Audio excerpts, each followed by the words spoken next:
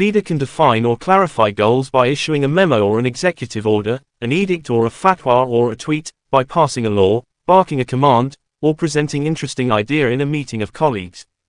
Leaders can mobilize people's energies in ways that range from subtle, quiet persuasion to the coercive threat or the use of deadly force. Sometimes a charismatic leader such as Martin Luther King Jr. can define goals and mobilize energies through rhetoric and the power of example. We can think of leadership as a spectrum, in terms of both visibility and the power the leader wields.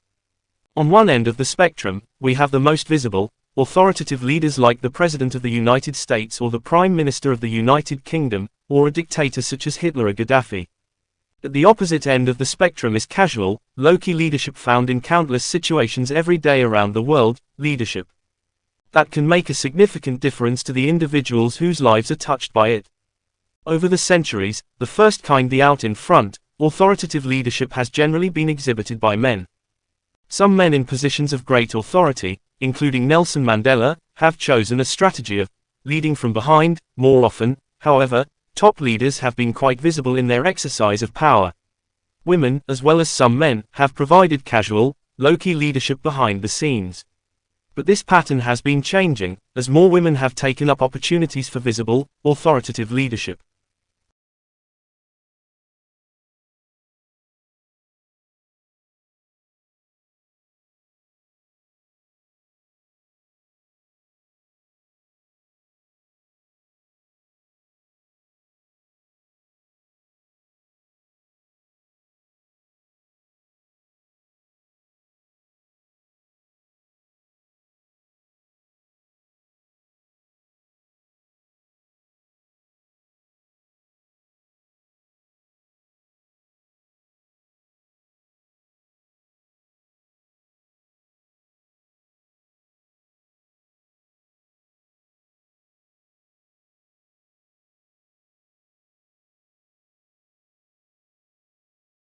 Many insecurities, fears, and doubts stem from lack of understanding or lack of knowledge about something.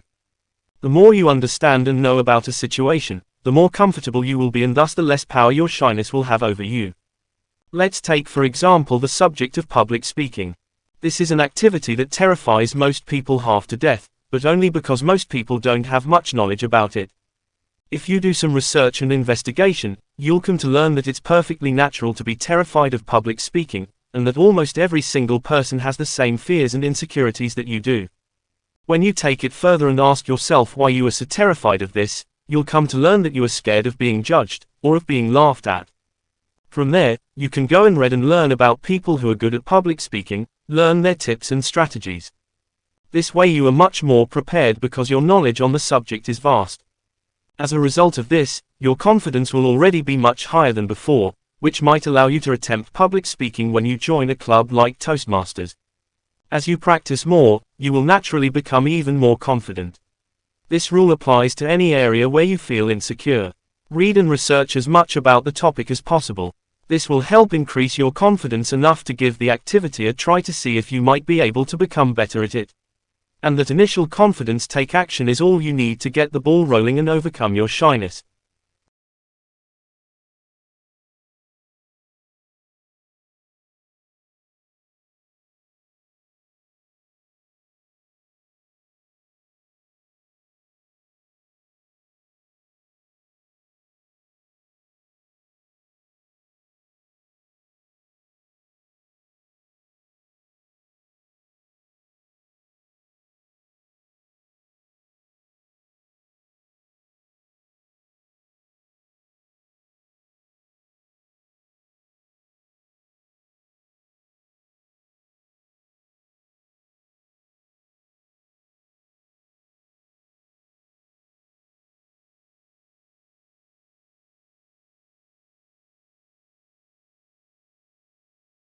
Disabled people were among the early adopters of personal computers.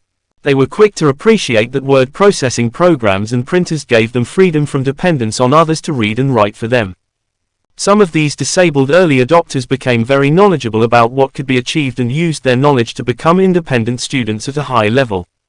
They also gained the confidence to ask that providers of education make adjustments so that disabled students could make better use of course software and the web, rather than just word processing. For some disability groups, information in electronic format, whether computer-based or web-based, can be more accessible than printed information. For example, people who have limited mobility or limited manual skills can find it difficult to obtain or hold printed material. Visually impaired people can find it difficult or impossible to read print, but both these groups can be enabled to use a computer and, therefore, access the information electronically. Online communication can enable disabled students to communicate with their peers on an equal basis. For example, a deaf student or a student with Asperger's syndrome may find it difficult to interact in a face-to-face tutorial, but may have less difficulty interacting when using a text conferencing system in which everyone types and reads text. In addition, people's disabilities are not necessarily visible in online communication systems, so disabled people do not have to declare the disability and are not perceived as being different.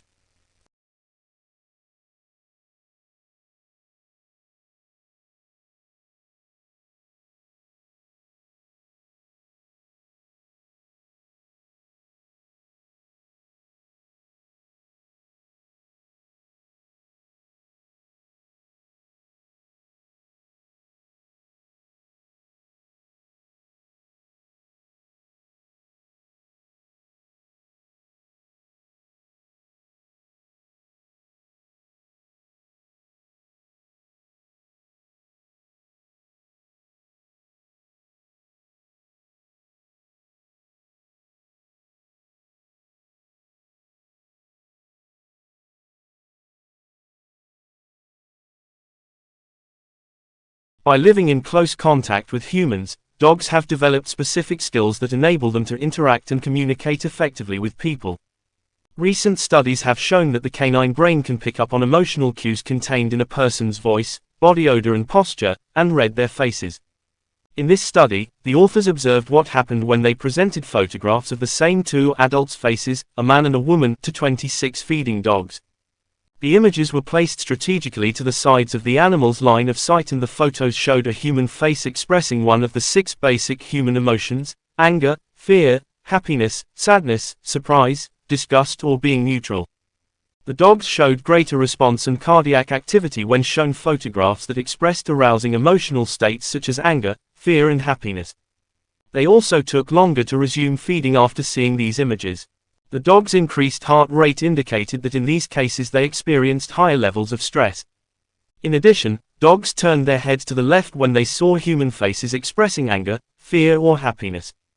The reverse happened when the faces looked surprised, possibly because dogs view it as a non-threatening, relaxed expression. These findings, therefore, support the existence of an asymmetrical emotional modulation of dogs' brains to process basic human emotions. Negotiation is a common process in business to mainly solve business conflicts between both parties.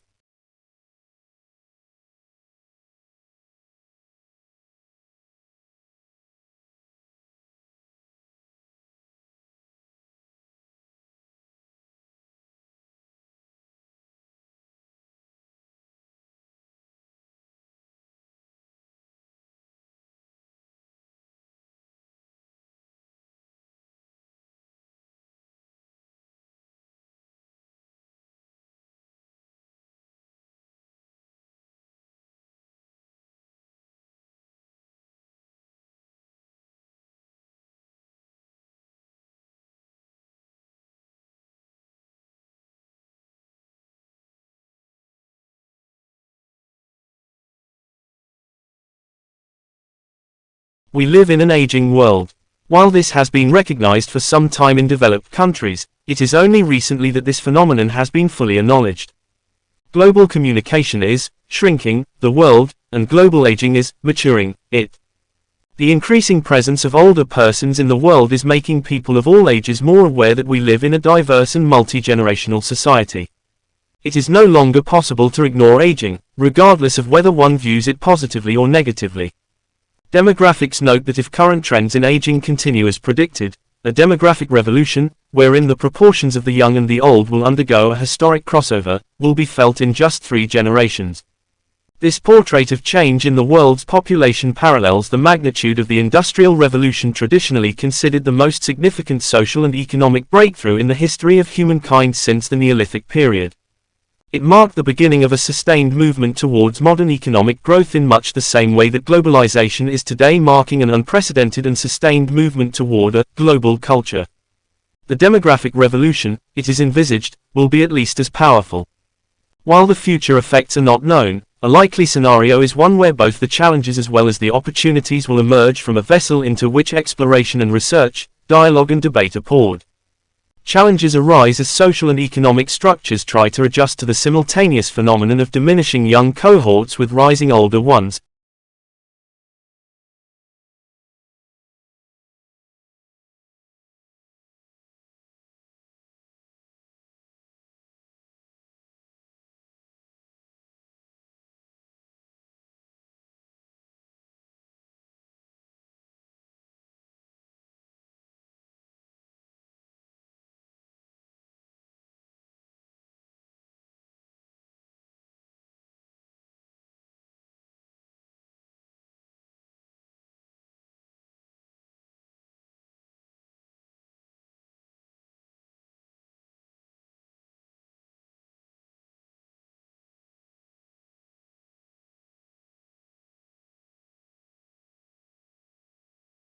If it seems like you're not getting enough sleep, you're not alone.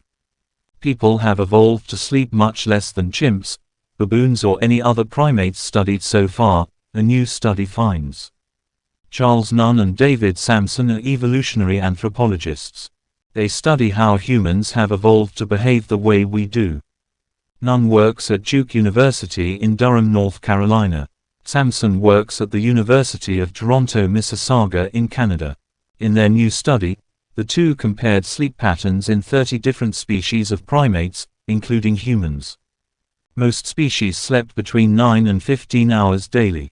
Humans averaged just 7 hours of shut-eye. Based on lifestyle and biological factors, however, people should get 9.55 hours, Nunn and Sampson calculate.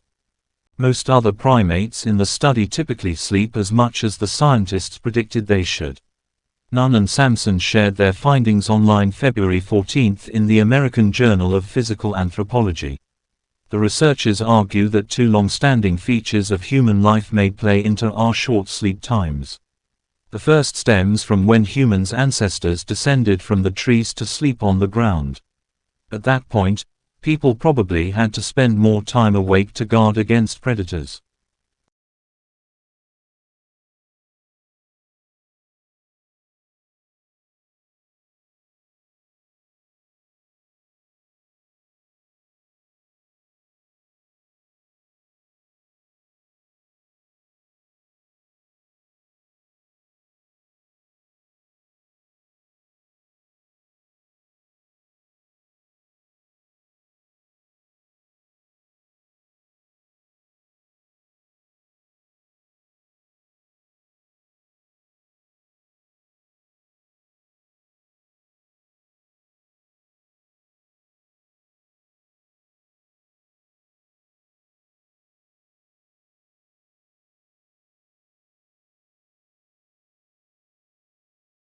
The National Oceanography Center (NOC) is engaged in research into the potential risks and benefits of exploiting deep-sea mineral resources, some of which are essential for low-carbon technology, as well as using ocean robots to estimate the environmental impact of the said potential deep-sea mining activities. Late last year, the NOC led an expedition on the RRS James Cook that found enough of the scarce element tellurium present in the crust of a submerged volcano that, if it were all to be used in the production of solar PV panels, could provide 2/3 of the UK's annual electricity supply. Recently, the NOC also led an international study demonstrating deep-sea nodule mining will cause long-lasting damage to deep-sea life, lasting at least for decades. These nodules are potato-sized rocks containing high levels of metals, including copper, manganese and nickel. They grow very slowly on the seabed, over millions of years. Although no commercial operations exist to extract these resources, many are planned.